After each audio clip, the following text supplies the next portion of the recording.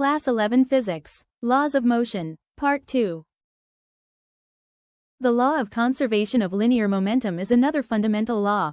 It says momentum before an event equals total momentum after. For examples, when two objects collide, the momentum before collision is equal to momentum after collision.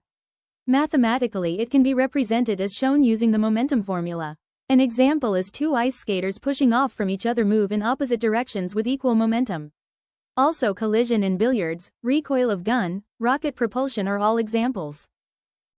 Watch what happens when these two skaters push off. An equal and opposite force sends them gliding away. That's the conservation of momentum.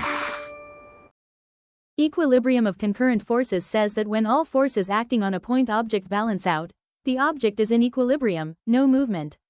Concurrent forces meet or act at a single point. Welcome to the Vector Lab. Notice how these forces meet at a single point. Let's balance them out.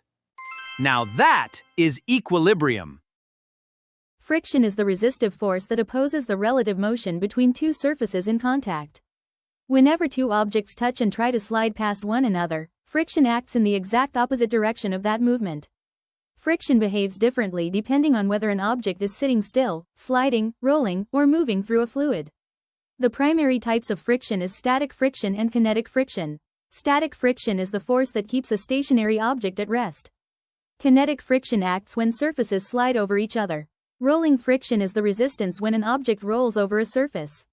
Lubrication reduces friction by adding a layer between surfaces.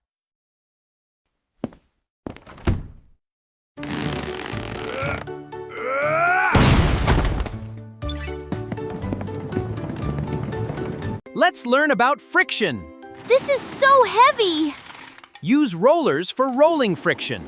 Nanolube makes it slide. Perfect! Video by Anand Mohandas.